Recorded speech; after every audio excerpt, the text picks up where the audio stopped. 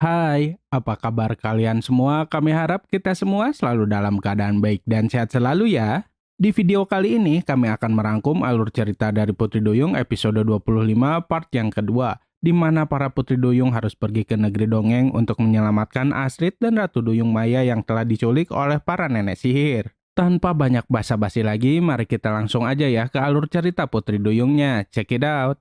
Indah, Raya, dan yang lainnya sedang mencari keberadaan Bu Maya dan Astrid. Mereka semua sangat bingung harus mencari Bu Maya dan Astrid kemana. Namun ketika mereka ke teras rumah Bu Maya, gak sengaja Indah melihat cincin milik papahnya Astrid. Indah mengambil cincin tersebut. Cincin itu bersinar mengarah ke sebuah kamera CCTV. Indah dan Raya segera masuk ke dalam rumah dan melihat rekaman CCTV-nya. Tapi para penculik itu memakai jubah hitam dan kelihatan wajahnya. Mereka pun kebingungan siapa sebenarnya mereka itu. Intan tiba-tiba menghampiri Indah dan Raya. Anak itu bilang jika hanya kura-kuralah yang bisa memberikan petunjuk.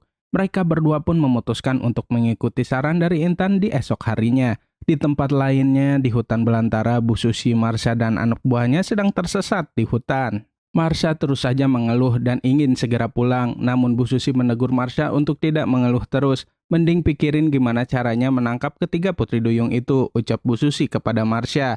Marsha memberikan ide bagaimana jika mereka semua langsung temui Ratu Duyungnya saja. Untuk kali ini Ibu Susi setuju dengan idenya Marsha. Keesokan harinya Indah dan Raya pergi menemui kura-kura. Mereka memanggil kura-kura itu dengan menggunakan cincin milik papahnya Astrid. Tak lama kemudian kura-kura itu pun muncul. Indah dan Raya belum mengatakan apa-apa, tapi kura-kura tersebut sudah tahu apa maksud dan tujuan mereka. Kura-kura tersebut mengatakan jika dua sosok berjubah hitam yang kalian lihat itu adalah para nenek sihir. Kedua nenek sihir itu berasal dari negeri dongeng. Mereka berdua berniat untuk mendapatkan ekor sirip Putri Duyung yang bisa membuat mereka awet muda dan abadi selamanya. Teman dan Ratu Duyung kalian sangat dalam bahaya. Cincin yang kalian pegang itu akan menuntun kalian ke gerbang pintu masuk negeri dongeng. Kura-kura tersebut tidak bilang di mana pintu gerbang tersebut. Mereka berdua bingung di mana letak pintunya. Tak lama kemudian Doni datang dan segera mengajak Indah dan Astrid mencari pintu tersebut. Namun Indah dan Astrid masih bingung di mana mereka harus mencarinya. Tiba-tiba saja Intan bilang pintu itu ada di rumah Bu Maya. Sesampainya di rumah Bu Maya, mereka langsung mencari pintu masuk ke negeri dongeng. Semakin mereka mendekati pintu tersebut, cincin milik papahnya Astrid mengeluarkan cahaya yang semakin terang. Akhirnya mereka sampai di sebuah sumur tua yang ada di halaman rumah Bu Maya. Mereka yakin jika disitulah pintu masuk ke negeri dongeng. Tanpa menunggu lama, Indah dan Raya memutuskan untuk masuk ke sumur tersebut. Namun Indah melarang Doni untuk ikut, biar Doni menjaga Intan saja, ucap Indah. Kemudian mereka berdua masuk ke sumur tersebut. Tak berapa lama kemudian, Indah dan Raya sampai di negeri dongeng. Para penduduk di negeri dongeng sangat heran dengan kemunculan Indah dan Raya. Para penduduk tersebut mengira jika Indah dan Raya adalah anak buah dari para penyihir. Semua warga hendak menghakimi Indah dan Raya. Meski Indah dan Raya bilang mereka bukan penyihir, para warga masih saja tidak percaya. Tak lama kemudian ada suara petir. Itu menandakan jika sebentar lagi akan terjadi hujan. Indah dan Raya sangat panik. Dan benar saja, tak berapa lama kemudian hujan pun turun. Kini mereka berdua basah terkena air hujan. Tentu saja hal itu membuat Indah dan Raya langsung berubah menjadi Putri Duyung.